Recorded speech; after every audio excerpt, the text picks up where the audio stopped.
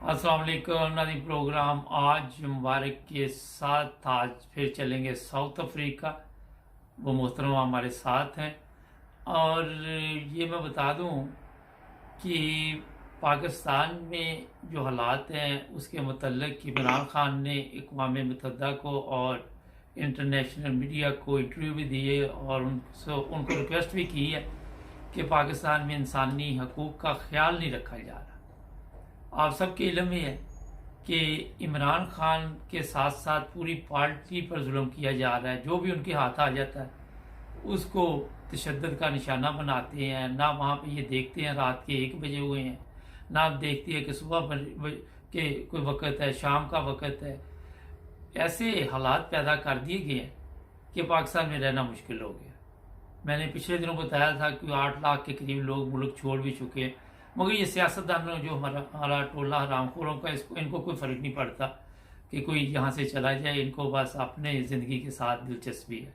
चलेंगे south Africa. आज पूछेंगे मोहतरमा से वो क्या देख रही, इन हालात को किस नज़र से देख रही। जी अस्सलाम वालेकुम। सबसे पहले तो 9 ब्रदर्स की पूरी टीम और जो हमारा ग्रुप में जो भी शामिल है और जो सुनते हैं उन सबको रमज़ान मुबारक। और हालात तो पाकिस्तान के देखे जाएं तो ये जो हुकूमत है, मरासला हुकूमत और घुसपैठिए जो है, इन्होंने तो जुल्म और बर्बरियत की इंतहा ही कर दी है। दुनिया में ऐसी हुकूमत की मिसाल आपको कहीं पे भी नहीं मिलेगी।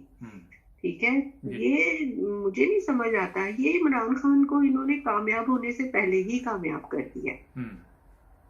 इमरान खान के लिए मैं कुछ कहना चाहती हूँ कि हमने ऐसे ही नहीं तेरी तरफदारी की, तू अलामत है इस मुल्क में वफादारी की।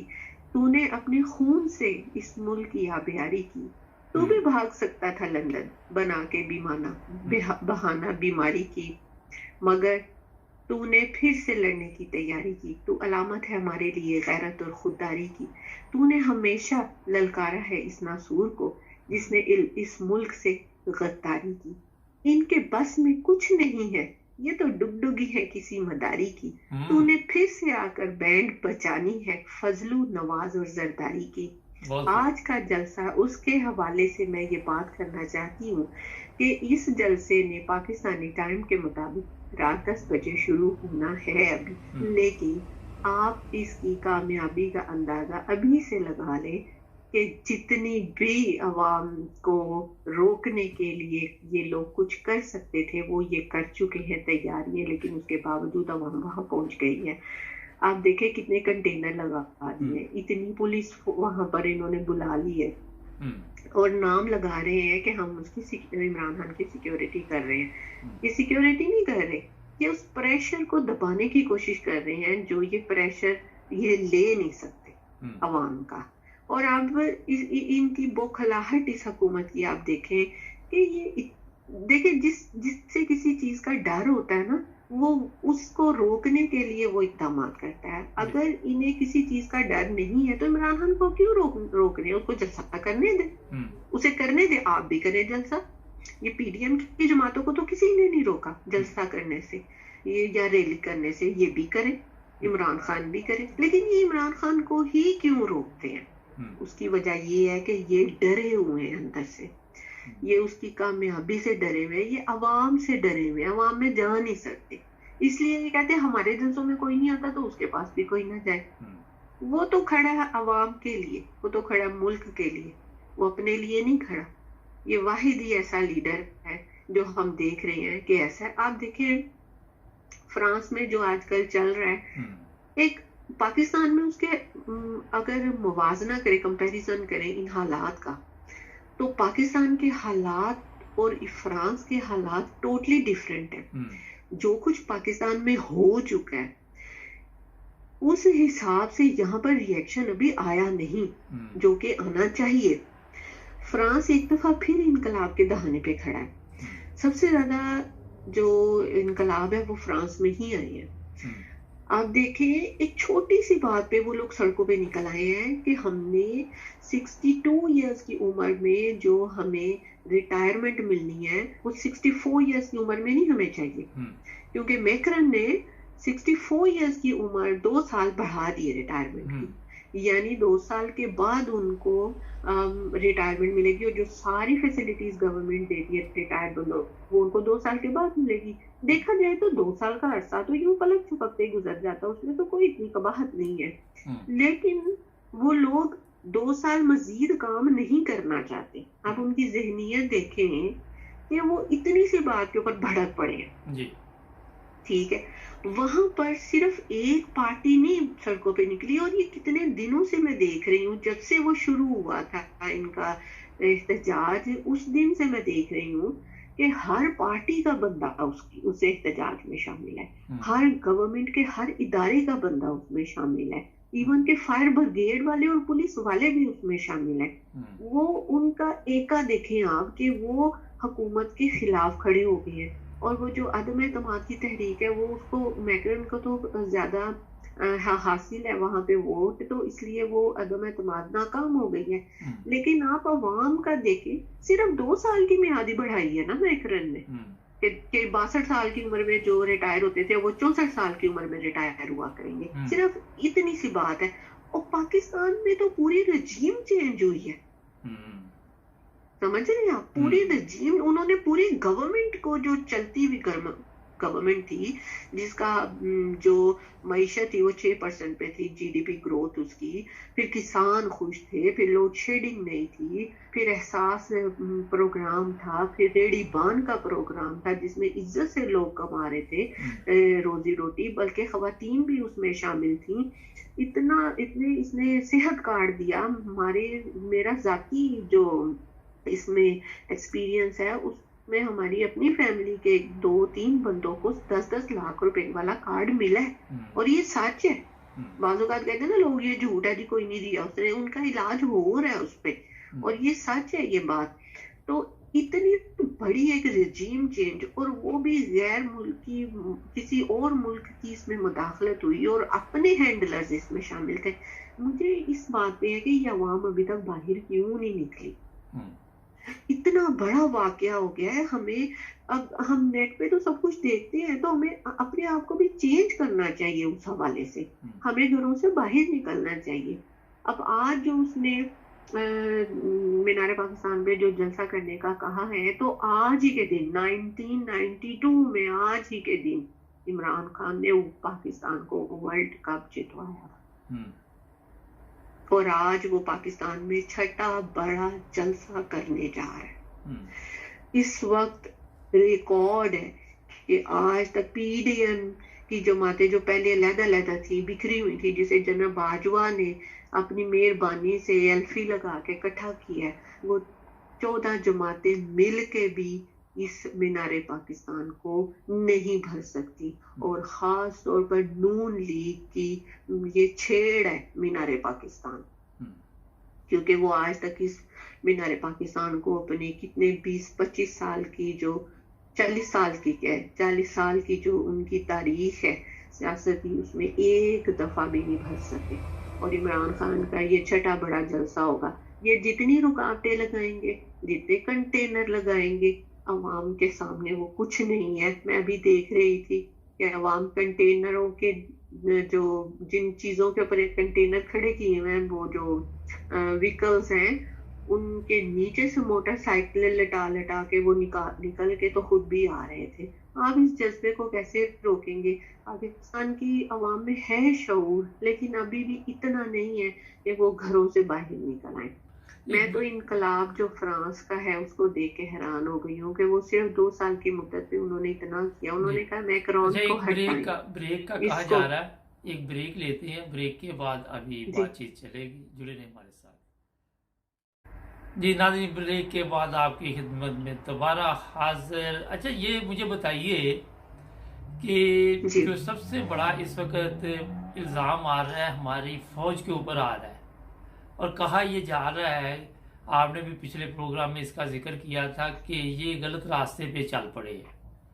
وہاں پہ جو پاکستان میں اس وقت چیف آف آرمی سٹاف یا ان کی ٹیم کے جو بھی لوگ ہیں، جو بڑے بڑے لوگ ہیں، ان پہ یہ الزام ہے کہ یہ اسلامی تعلیمات سے کافی دور جا چکے ہیں، ایسی حرکتیں یہ کر رہے ہیں جو کہ میرا خیال ہے کہ انسانیت بھی اجازت نہیں دیتی، اسلام بھی اجازت نہیں دیتا.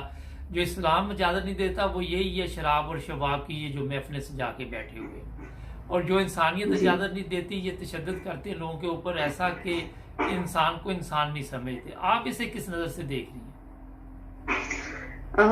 دیکھیں، کوئی بھی قوم جو ہے وہ فحاشی سے اتنا تباہ نہیں ہوتی جتنا وہ ظلم اور بربریت سے تباہ ہوتی ہے.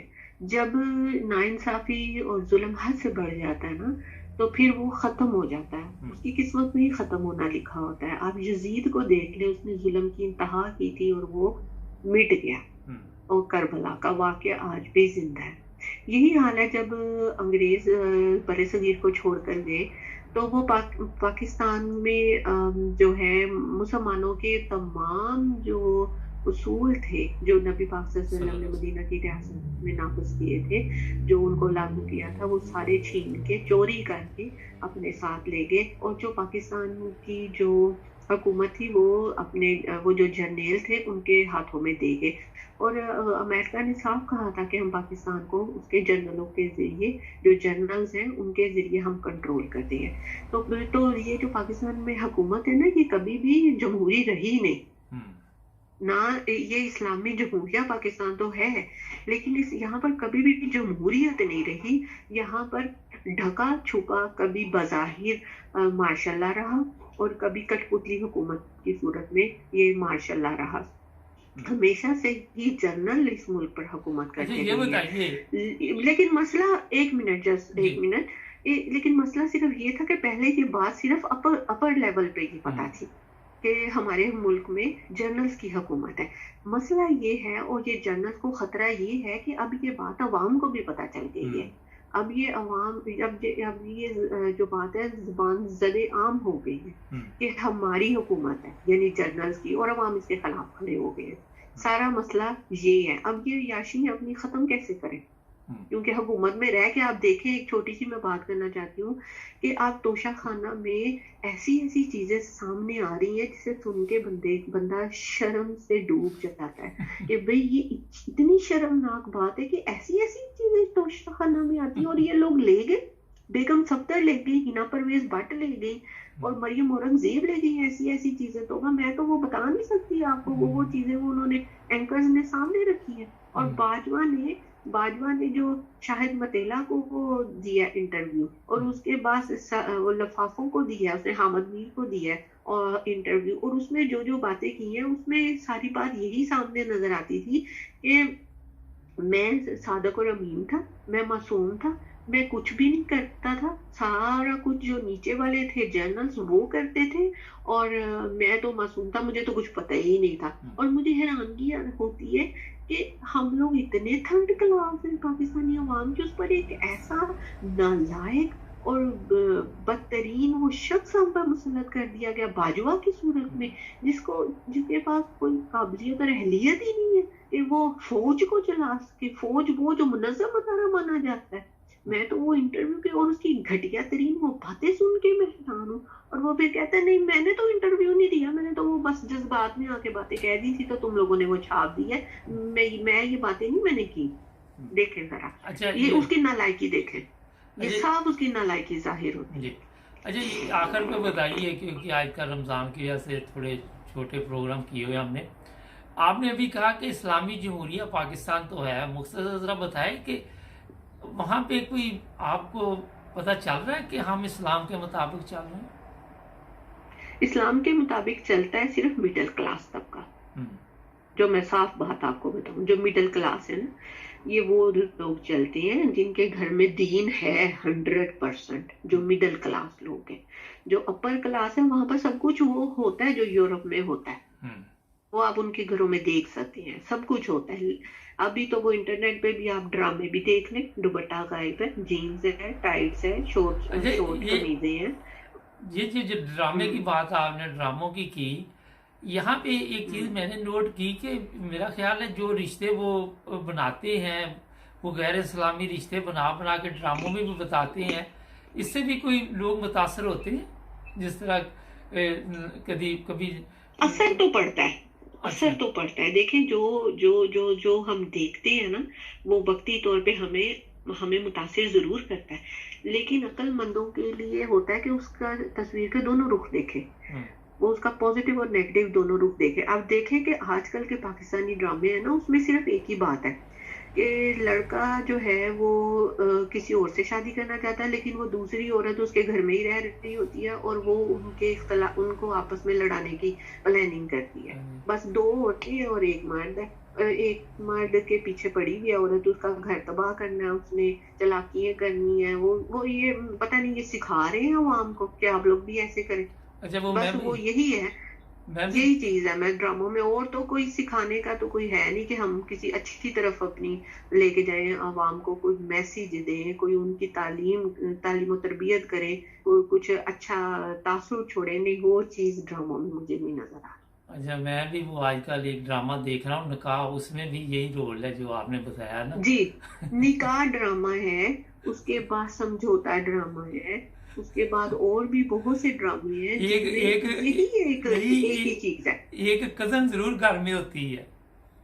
जी बिल्कुल, दो औरतें होती हैं, वो कजन, और वो कजन ही फड्डा डालती है और हीरो ने किसी और से शादी करनी होती है, लेकिन वो जो कहती है नहीं जी मैं तो इसकी जिंदगी तबाह करूंगी, इसने मेरे साथ ये किया वो किया, तो मैं तो घर नहीं बसने दूंगी। चलिए, बहुत शुक्रिया, आपका टाइम खत्म हो गया, फिर इंशाल्लाह करेंगे आपके साथ प्रोग्राम। थैंक यू जी। अभी जो वाजबे की बात की कि मैं मासूम था, देखें मैं एक चीज बताऊं, पाकिस्तान में सारे ही मासूम है, कोई गलती मानते ही नहीं अपनी। ये चोरों का टोला, इनको बैठा ले, ये कि सबसे जो अच्छे लोग पाकिस्तान के वो हम हैं। एक बंदा वहां पे आके अपनी गलती नहीं मानने को तैयार, हर एक कोई कहता है ये दूसरे की गलती है, मेरी गलती नहीं है। जब तक आपको अपनी गलती का एहसास नहीं होगा, जब तक आपको ये पता नहीं चलेगा कि गलत और ठीक क्या है, मेरा सही रास्ता तलाश ही नहीं कर सकते आप। अच्छा, मैं एक बात बताऊंगा, ये देखिए माशाल्लाह मैं सलाम पेश करता हूँ इस बहादुर खतून को, ज़बरदस्त तरीके के साथ प्रोग्राम करती हैं। मैंने बेशुमार लोगों को दावत दी हुई है कि प्रोग्राम में हिस्सा लिया करे, पता नहीं क्या वजह है। वजह यही है कि सब आवाज़ नहीं उठा सकते, बुज़दिल हैं, कई बोल नहीं सकते, मर्दों का कईयों का मसला है, वो कहता है मैं कैमरे के सामने और बीवी के सामने नहीं बोल सकता। अब वहाँ पे क्या अपना वो आएगा, क्या होता है इनकलाब, जो घरों में बीवी के सामने नहीं बोल सकते। उन्होंने खाक इनकलाब लाना है। हमारे चैनल को सब्सक्राइब करें, जुड़े रहिए।